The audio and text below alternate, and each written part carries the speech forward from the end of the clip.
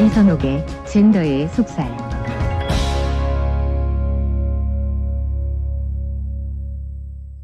네, 이선옥 작가와 함께하도록 하겠습니다. 자, 우리 이선옥 작가는 우먼스 플레인이라는 책, 그리고 단단한 개인이라는 책의 저자입니다.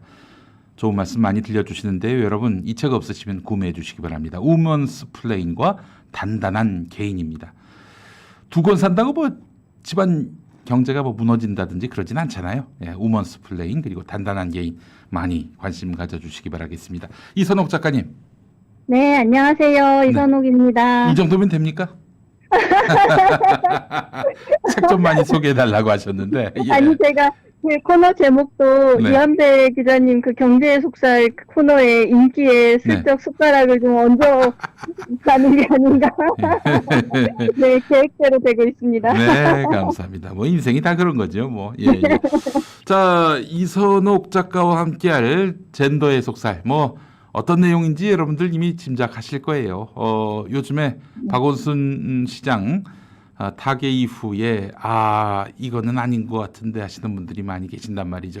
우리 사회가 함께 또 지혜와 또 그 역량을 모아가지고 아름다운 세상, 평등한 세상을 만들어가야 하지 않겠는가. 그런 차원에서 함께 공론의 장에 놓아야 할 주제들이 무엇이 있는지 이선옥 작가와 함께 이야기를 나눠보려고 합니다. 자, 젠더의 속살 어떤 이야기부터 해볼까요? 네, 오늘은 제가 지난주에 있었던 뭐 사건 중에서 네. 주로 사건을 얘기하면서 그 안에 제 속살이라는 제목처럼 그 안에 담겨 있는 그 본질적인 문제가 무엇인지를 좀 짚어보는 식으로 한번 풀어볼까 하는데요. 예. 네, 오늘은 그 박원순 시장의 그 죽음 이후 그 조국 전 장관께서 네. 7월 22일 날 페이스북에 쓰신 글 하나가 화제가 되었습니다. 네네네. 그 발언에 대한 얘기 하나랑 예. 그다음에 그 박 시장의 죽음 이후에 일어났던 언론 보도 중에서 특히 오늘 한겨레 보도 태도에 대해서 한번 짚어보려고 합니다. 알겠습니다. 네. 제가 저기 조국 전 장관 패친인데 네. 관련한 글을 올린 적이 있었군요. 제가 못 봐가지고. 네. 예. 그 글이 꽤 화제가 됐고요. 네네. 많이 뭐 수천 건의 뭐 좋아요뿐 아니라 공유도 수백 건이 되고 네. 그런 일이 있었습니다. 예. 네. 어떤 글이었냐면 네. 어쨌든 조국 전 장관이 여러 그 SNS를 많이 하시면서 이번 사안에 대해서 그 고소인에 대한 2차 가해에 대해서 이전 발언과 배치되게 왜 짚지 않느냐라는 그런 비난을 많이 받으셨나 봐요. 예. 네. 그래서 이 사안에 대해서 또 어떻게 쓰셨냐면 내가 내 저서 형사법의 성편향이라는 저서가 있는데 거기에서 밝힌 성범죄 관련해서 나의 원론적 견해를 요약해서 알리겠다 하면서 네 가지로 요약을 하셨어요. 네네네. 네, 첫 번째로는 성희롱과 성폭력의 개념. 그래서 성폭력 범죄라는 개념과 우리가 흔히 생각하는 성희롱의 개념 차이에 대해서 네. 얘기를 해주셨고 두 번째로는 성범죄 피해 여성 혹은 고소인이 신고 후에 자기가 당할 수모 때문에 그걸 꺼리게 되는 경우가 많아서 네.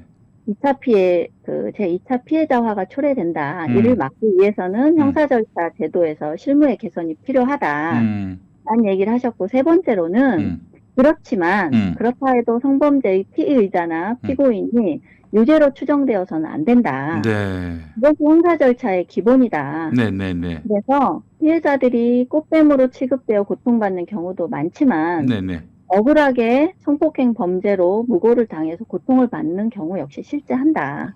많이 있었어요. 많이 있었어요. 네, 세 번째로 요약을 하셨고 네 번째 이제 네. 마지막 이 네 번째 때문에 문제가 되었는데요. 네. 형사 절차는 성범죄 피해자를 보호하는 조치를 강화함과 동시에 네. 피의자나 피고인의 공정한 재판을 받을 권리를 보장해야 한다. 양측은 대등하게 실체적 진실을 두고 다툴 수 있다. 네. 그런 점에서 여성주의와 형사법은 교집합을 만들어내야 하고 이 점에서 여성주의는 조절되어야 한다. 여성주의는 조절돼야 한다. 네. 바로 이 대목 때문에 지금 많은 일각의 비판이 있었습니다. 네. 지금도 있는 상황이고요. 예. 그런데 제가 이 글에 어쨌든 언론적인 걸 밝히셨기 때문에 저도 다 동의를 하는 대목이에요. 내용인데, 예. 제가 한 가지 아쉬운 것은, 네. 그래서 여성주의는 어떤 조절이 되어야 하는지 이걸 좀 구체적으로 밝혀주셨더라면 훨씬 더 명쾌할 텐데 네네. 그것을 밝히지 않으셨기 때문에 네. 여성주의가 조절되어야 한다고라는 이 말의 뉘앙스 때문에 네. 친여성주의나 뭐 또 이 지금 성범죄에서 매우 강경한 목소리를 내고 있는 분들이 이 대목에 대해서 굉장히 불쾌감과 비난을 표하고 있습니다. 일단 제가 해석하기로는 네. 3번과 연결되는 거죠. 3번이 네. 말씀드린 대로 이제 성범죄의 피의자, 피고인이 유죄로 추정돼서는 안 된다와 네. 연결해서 여성주의의 목소리, 그러니까 피해자 중심주의나 이런 것들이 여성주의의 이제 주된 주장 아니겠습니까? 그렇죠. 이 형사법의 원리하고 이렇게 충돌하는 부분들이 있는데 네. 여성주의가 좀 톤다운을 할 필요가 있지 않겠는가 이렇게 전 해석이 됩니다. 네, 저는 장관이기 전에 원래 법학자셨으니까 형사법을 전공한 법학자로서 충분히 하실 수 있는 말씀인데, 네. 제가 좀 의아한 건 여성주의가 조절될 필요가 있다는 발언 자체가 왜 문제가 되어야 하는지. 여성주의는 사실 성역도 아니고 여성운동도 비판을 받을 수 없는 성역이 아니잖아요. 네. 여성운동도 조절이 필요하지라고 말하는 것 자체가 왜 비판과 비난을 받을 일인지 그것 자체가 굉장히 여론 지형이 왜곡되어 있다는 생각이 들고요. 네. 또 하나는 여성주의는 마찬가지로 모든 다른 이즘이나 운동처럼 운동들처럼 뭐 실정법이라든지 네. 당대 문화, 그다음에 시민들의 인식 이런 것들과 함께 하면서 네. 그 안에서 부딪히면서 급진성이나 초법적인 주장들을 조절하면서 제도로 안착해야 됩니다. 많은 운동이 그래 왔고요. 네네네. 그런데 여성주의만이 지금의 여성운동은 이런 문제 제기에 대해서 약간 일축하면서 그런 문제 제기 자체를 백래시로 치부하는 그런 태도를 보이고 있다는 거죠. 자, 백래시라는 네네. 단어 나왔습니다. 이게 뭡니까? 백래시는 기존의 어떤 변화의 움직임에 대해서 반발하면서 반동의 움직임이라는 뜻으로 부정적으로 쓰이는 용어입니다. 여성운동가들이 특히 많이 쓰고 있는데요. 그건 백래시야, 이건 백래시아라고 얘기를 하면서 네. 여성운동에 대한 많은 문제 제기들을 예. 마치 반동적인 움직임인 양 반동. 예, 예. 폄하하고 그것을 왜곡하면서 사실 쓰고 있는 용어입니다. 예. 그래서 지금 그런 태도에 대한 문제 제기가 일단 저는 하나 있고요. 네네. 이 조국 전 장관의 발언이 사실 이번이 처음이 아니라 원래 작년에 그 법무부 장관이 되기 직전에 형사법의 성편향이라는 책을 전면 개정판을 내셨어요. 예. 네, 그 책을 개정판을 내신 이유가 그 바쁜 중에 저는 왜 이 책을 내셨을까라고 그 책을 저도 이제 구입을 했는데 예. 네, 궁금했는데 머리말에 그걸 쓰셨더라고요. 예. 미투 운동, 그동안 내가 계속 형사법과 이 성범죄 문제를 계속 연구해온 논문들이나 글을 정리해서 낸 책인데 미투 운동 이후에 너무나 지형이 달라졌다. 그래서 그 변화의 움직임을 담고 이전에 이 학자 때 주장했던 것들이 많이 제도에 반영돼서 변화가 이루어진 것들도 있고 해서 이번에 전면 개정판을 낸다. 네. 그러면서 하셨던 중요한 얘기가 뭐냐면 예. 여성계에서 주장하는 비동의 간음죄 신설, 그다음에 성폭력 피해자에 대한 무고죄 적용 금지론 등에 대해서 이 저서를 통해서 내가 비판적으로 검토하면서 이런 주장들이 투쟁의 요구사항으로는 감명할 수 있으나 네. 결론은 어쨌든 형사절차법적 개혁이 더 실효적이다. 이런 말씀을 하셨습니다. 예를 네. 들어서 예. 비동의 간음죄가 신설되더라도 비동의 결국은- 간음죄는 한마디로 네. 명시적인 동의를 받아야만 네. 성관계를 가질 수 있다. 그렇지 않으면은 이게 성폭력일 수 있다. 이런 거 아닙니까? 네, 강간죄입니다. 강간죄. 그러니까 예. 단순 성폭력이라기보다도 사실 예. 강간죄 구성 요건을 바꾸라는 얘기인데요. 예. 제가 한해 설명드린 바 있듯이 명시적인 동의 혹은 비동의 의사를 표현했음에도 성관계를 한 경우에 네. 상대 여성이 고소를 하면 그게 강간죄가 성립이 될 수 있다는 그 건데요. 여성이 저항하지 않더라도. 네, 그 전에는 예. 강간죄 구성 요소가 폭행이나 물리적인 위협 요소가 있어야 됐는데 네네. 여성들은 그것이 없다 하더라도 그러니까 동의 여부가 강간죄 구성 요건으로 들어가야 된다 이런 주장입니다. 네네. 그런데 이 예를 들면서 조국 전 장관께서도 이 형사 절차 속에서 어쨌든 결국 비동의 여부가 입증되어야 한다. 이건 당연히 맞는 말이잖아요. 네네네. 저도 계속 얘기를 했듯이 입증 책임의 문제를 누가 질 거냐, 어떻게 질 거냐, 그 다음에 동의 여부를 어떻게 입증할 거냐, 이것은 계속 쟁점으로 남을 수밖에 없다. 네. 그런데 이 조국찬 장관의 저서 중에서 매우 그 중요한 대목이 하나 있는데요. 바로 제 글을 인용한 대목입니다. 아, 그래요. 오, 이선옥 작가님 글을 인용했군요. 제가 사실은 이 책을 읽고 그걸 좀 자랑을 하려고 했는데 너무 상황이 네. 엄중하게 흘러가는 바람에 말도 못 꺼내고 이렇게까지 그래요. 아이고. 제가 너무 무겁지 않게 얘기를 좀 끌어가려고 인용을 하는데 오늘 주제랑 연관이 됐기 때문에 제가 인용을 좀 해보겠습니다. 뭐냐면 네. 이 글을 이렇게 인용을 하셨어요. 성폭력 수사 현실에서 꽃뱀으로 취급되는 경우가 있어서 사실 고소를 주저한 현실이 존재하고 억울하게 무고로 몰리는 피해자도 존재한다. 그런데 이러한 상반된 현실 중에서 한쪽만 주목하면서 법제도 변화를 주장하는 것은 위험한 일이다. 이 점에서 법률가가 아닌 이선옥 작가의 다음과 같은 지적은 법적 핵심을 포착하고 있다. 이렇게 인용을 하겠습니다. 아, 좋습니다. 좋아요. 예. 인용한 글은 어떤 거냐면요. 제가 2017년도에 쓴 글인데요.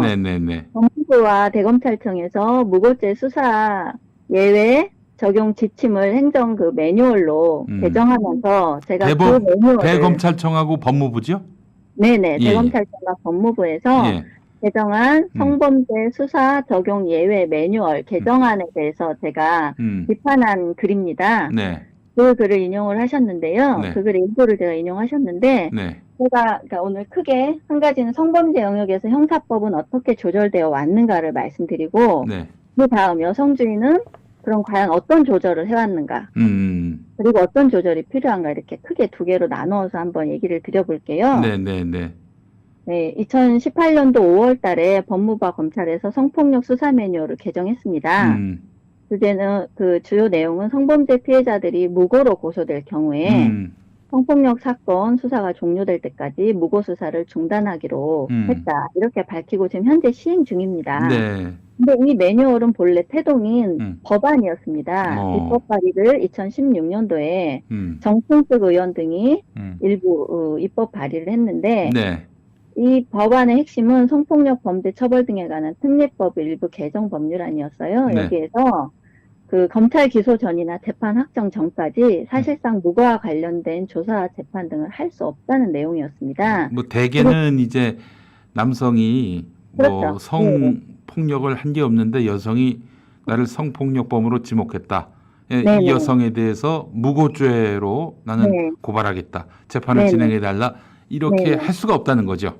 네, 그걸 무고죄로 고소를 하더라도 그 남성의 판단을 받기 전까지는 무고 수사 못한다. 그렇죠. 근데 그게 사실 성별로는 법안이니까 여성 남성을 지칭하지 않지만 이 법안은 여성계가 계속 요구해 왔었고 또 덫에 걸리는 여성들이 마음껏 성폭력 피해 사실을 폭로하지 못하기 때문에 이 법안을 계속 만들어 달라고 요구를 했었습니다. 그런데 이제 결국 입법 시도가 실패했어요. 20대 국회가 문을 닫으면서 실패한 것을 2018년도에 행정제도 지침을 바꾸면서 이걸 시행한 겁니다. 사실상. 아, 그래요?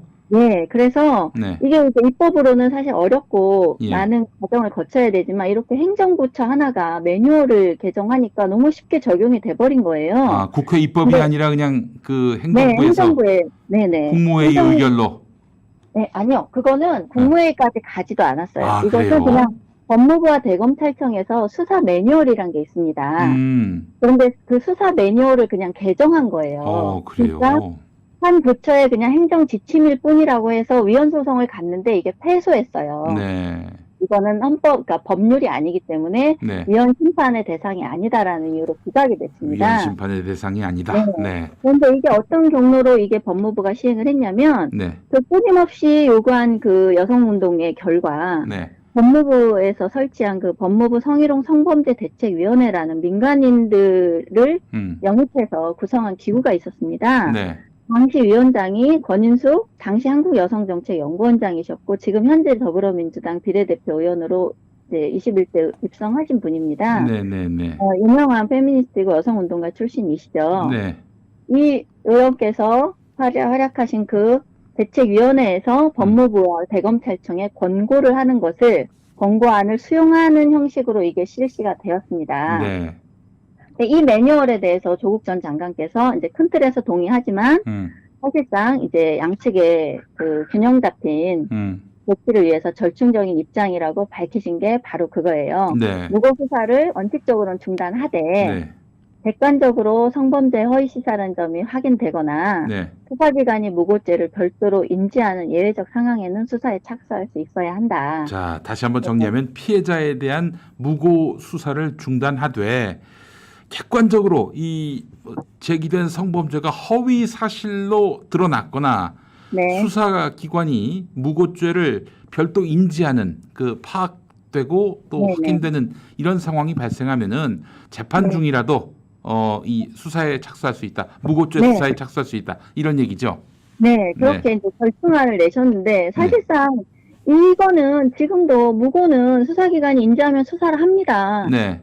예, 그래서 저는 이 매뉴얼 자체가 저는 위헌적이라는 것을 말씀드리고 싶고요. 네네네. 제가 현행 사법 체계가 어떻게 성범죄에 대해서 조절해 왔는지 그거를 간단하게 말씀을 드리면 네.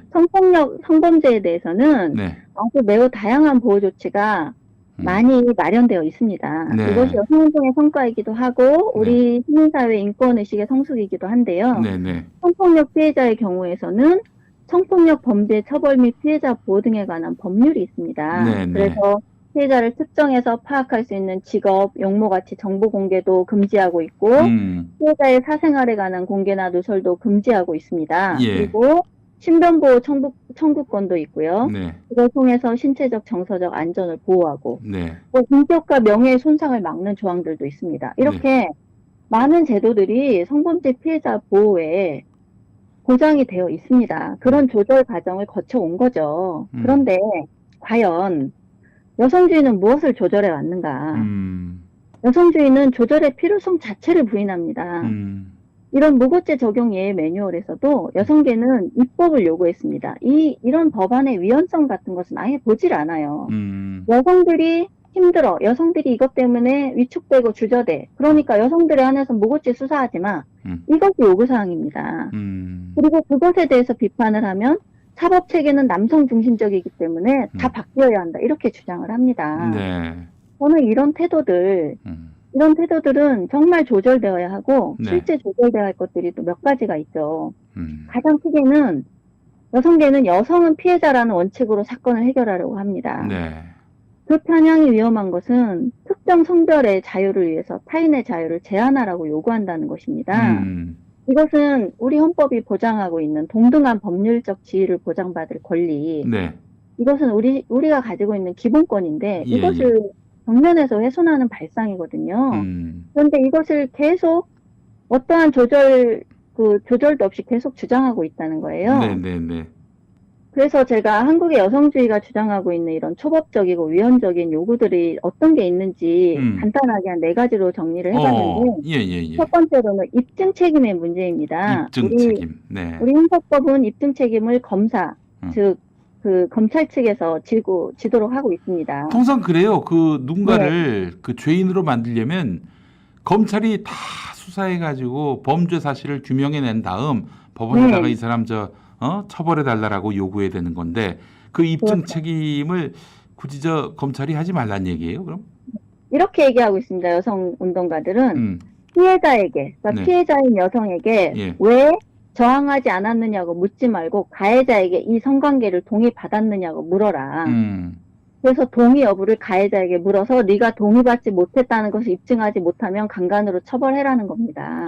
아, 그래요? 형사법의 근간을 굉장히 뒤흔드는 위험한 발상이고요. 네네. 두 번째로는 유죄 추정의 원칙이 있습니다. 유죄 추정의 원칙. 그러니까 이제 성범죄자로 지목된 사람은 무죄 추정 원칙이 아니라 이 사람은 유죄 추정 원칙으로 접근하라 이런 얘기죠. 네, 지금 사실상 박원순 시장에 대해서도 여성운동가들은 아예 다 유죄 추정을 하고 있습니다. 네. 실체적 진실은 사실 밝혀지지 않았어요. 예. 그런데 이미 박원순 시장의 위력 성추행 이런 용어를 쓰고 있습니다. 네.